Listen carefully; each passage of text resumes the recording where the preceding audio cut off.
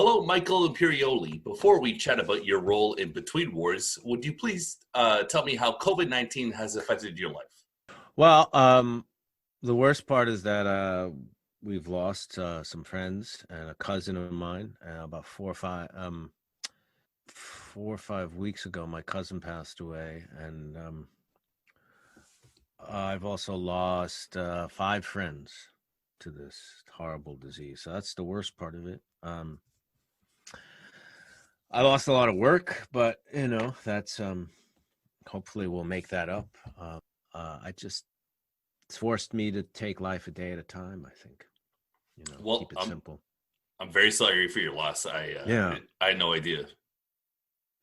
So tell me about why you respected Tom Phillips' vision as an artist and got on board for Between Wars. Well, the project actually originated in a class that Tom was taking, a screenwriting class at a theater that I started in New York. Tom was an acting student of mine. He was also a student in the writing class. And so I had a personal connection to it from the beginning, because it originated at the theater. And I've seen various drafts of it and just always believed in Tom's talent. And he showed me an earlier draft, and I was looking at a different character. And then there was this Sarge character who was part of a support group who I thought might be interesting to play if he wanted to make it a bigger character. And then he expanded on it, and that's what we have in the movie now. So was that the Dante Theater? Yeah, Studio Dante was a Studio theater Dante. my wife and I built in 2003 that was dedicated to producing new plays. It was an off-Broadway theater. But besides that, we had classes there. We had an acting class that I was one of the teachers at, and then we had a screenwriting class that someone else taught. And Tom was involved in both, actually. Very cool. I was actually in New York in 2007, and me and my family wanted to go to that theater, but it was unfortunately not open at the time. Ah, okay. Yeah, we had a lot of fun there. Cool. So Sean Paul Costello is the lead in Between Wars, playing Franny Malloy, who suffers mentally, in part because of his harsh environment and his traumatic past serving in the military. Franny gets counseling from your character, Sarge, who has a unique way of looking at things. Would you elaborate on Sarge's philosophy? Well, Sarge is a guy who, he sees himself in Franny. Sarge grew up in New York City, street guy, got involved in, everything that, would normally happen in life on the streets and, this kind of tough environment, and went off to war in the Iraq War under Bush won, the first Iraq War, and came back and decided to become a psychologist and went back to school and got a degree so he can help people who had been through what he had been through and worse. And so he understands what Franny's going through, and he knows that it's a life and death situation for a lot of these people. And they don't have a lot of outlets to deal with this problem. And it's something that very often people keep inside, dealing with the effects of PTSD. It's a bit of a tough love, and just calling him on his BS, and saying, you can't blame the world for your problems, and you're not going to solve your problems by fighting out in the world. You have to deal with your inner demons, and you have to be really brutally honest with yourself first, and then deal with the outside world, rather than the opposite, which is what Franny's doing. He's continually fighting with the outside world in an effort to deal with his wounded psyche. And Sarge is trying to encourage him to look within, and find some peace of mind, and try to be honest with yourself so you can understand yourself and begin to heal. Sarge has some great dialogue, and it's very maybe entrancing. It's sort of a new age perspective almost, where it's relatable, but it's also almost kind of in the ether. It's a little trippy. And I was wondering, did you work on some of that dialogue? How did that come about?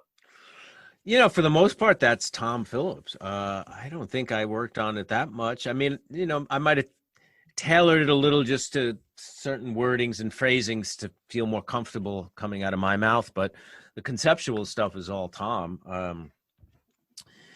Yeah, he there's a little esoteric kind of philosophy and some Buddhist philosophy and some New Age philosophy, and he's a spiritual guy, and he says to Fran, "Listen, this is an inside job. This is, and however corny it might sound, it's a spiritual problem first, and you have to make a certain amount of peace with yourself." And I think Sarge has seen positive results with this approach for himself and for his clients, patients, what have you, peers. And he wants, I think the key to Sarge is that he genuinely wants to help. This is not a job, it's a calling and a mission for him.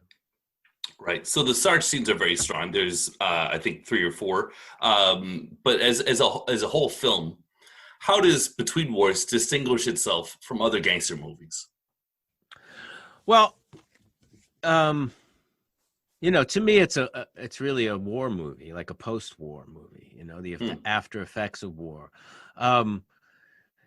What's interesting is I did a play reading. There's a program called Theater of War, and basically they go to, for the most part, army bases, naval bases, and they do these stage readings of Greek tragedies. And I participated in one of these. And what I didn't know is basically theater, which is the precursor to movies and TV, theater came out of PTSD and Greek society dealing with the after effects of war and these horrible experiences of war that their citizens were going through and how to integrate it back into society. So I think there's this really ancient quality to this type of material. That's there because that's what we're dealing with. We're dealing with, the effects of war on the psyche and on society. On another level, it's just a really gritty, independent movie made on the streets. I mean, Tom shot this in 9 days on a shoestring budget, with a lot of passion, and it shows. It's a raw movie. There's a rock and roll element to it, like a hardcore. Harley Flanagan from the Cro-Mags brings this real hardcore character to life, and I think it's his first movie, and he's fantastic. But it's a very honest, raw, gritty movie, and I'm really proud to be a part of it. It's a very cool movie. On a little different note, I've been listening to the podcast Talking Sopranos, and I was very interested to hear that you had, beyond a role in Goodfellas, a working relationship with Martin Scorsese. And I would love, as a Scorsese veteran, to get your take on The Irishman. Well, this is going to probably sound horrible, but I've not seen it yet because I wanted to see it on the screen because Scorsese's movies are meant to be seen on a big screen. He's a movie director, and at the time when it was actually playing in New York, I was working so much on this TV show, I didn't get a chance to see it. And then I'm saying, well, it's going to come back at some point, I'm sure. In New York, at least, maybe at the Metrograph or Film Forum or something like that. And then I'm going to treat myself. For the first viewing, at least, you got to see that on a big screen, just for Marty's sake alone. That's how he makes those movies. Okay, fair enough. That's very interesting to hear. So, since Between Wars focuses on someone who served in the military, I'd love to get your take as to whether the wars in Iraq and beyond in the Middle East have been worth it. Oh man, I wouldn't even know where to begin to take that. I mean, the first Iraq War. I guess which one was that? Was that Desert Storm? I don't In the even know. 90s? Yeah, that was Desert Storm, right? I'm thinking more like post 9/11. Yeah. Well, I don't know. It's tricky because, right, we went there originally because there was, weapons of mass destruction. That turned out to not be true. Mm-hmm. You had Dick Cheney kind of prodding the president, and, Dick Cheney is not the most, I don't know, honest, reliable type of character. I don't know. I don't really know. That's a really good question. I hope so. I mean, I hope people's lives weren't, lost for the wrong reasons, but I really don't know. I Fair really enough. don't know. Fair enough. Okay, so I think this question will be a little bit easier. What advice would Sarge give to Dr. Melfi so Tony Soprano could have more productive therapy sessions? He might ask to send him over to his office for a couple of sessions and see how they would relate. I think Tony probably could relate a bit to Sarge, but I think Tony Soprano would have a harder time dealing with a man as a therapist. I think there was something about who he was. He has all these strong women in his life, like his sister and his wife and his mother and his daughter even. There's something about opening up with a woman that felt a little bit less threatening to him. And at he could be what a little point? bit more vulnerable around a woman than he could about a guy, I think. Yeah, at what point he tells Melfi he loves her. Yeah, which is not uncommon with therapy, I guess. A transference, they call that. You start to. I mean, Lorraine's beautiful woman, not impossible to fall in love with, right? So I'm sure that had a lot to do with it as well. All right, what is director Tom Phillips' greatest strength as a creator? He's very, very passionate, and he does not give up. And for film, anything involving film, that's a really important quality. That persevering through every obstacle, because there will be lots of obstacles in this business. You have to have that thick skin, perseverance, never give up, belief in what you're doing, and a lot of passion and integrity. All right. As I touched upon earlier, you are doing a podcast called Talking Sopranos, and you analyze one episode per podcast of The Sopranos. So I was just wondering, are you having fun doing it? And people have been reaching out, giving you good feedback? Yeah, the podcast has done really well. Lots of people, we have lots of listeners. Fans are going crazy for it. I mean, it's the fun of it is that it's Steve and I, and Sharippa and I, we were really good friends. So we talk about the show episode by episode and really break down. We analyze what the writer, director, actors are trying to do. We also talk about what was going on at the time, behind the scenes stuff, songs, musical references, cultural references. We'll talk about everything. And then also we get into our own life before The Sopranos, my career before and after The Sopranos, other things that I've been involved in show business, and Steve as well, growing up in New York, Italian American, and there's a wide range of topics in addition to the episode that we cover. It's like two friends having a drink or having lunch and talking about an experience they shared. We also have guests. This week we have, last week we had Jamie Lynn Sigler, and the week before we had Robert Eiler. We have the casting people coming up. We have Edie Falco coming up. Terry Winter, one of our writers. So it's people in front of the camera and behind the camera. Anybody who worked on the show, made the show great. That's who we want to have on. I love the stories you tell on that podcast. It's a lot of fun. And I get the sense that, well, you said that you guys, there weren't a lot of big egos. You guys were really having a blast, the time of your life doing that show. Yeah, no, there wasn't a lot of big egos. And it was even Jim, who was the star, was more like the team captain. He was very much about everybody being respected and appreciated. And when people came on the show, like as guests, guest stars, they got the sense really quickly that that's how it was, that there was no divas here. And it was the most family-like experience I've had, in television. Well, it's certainly one of my favorite shows, and I watched through it. I don't know, 4 or 5 times. Wow. Oh yeah.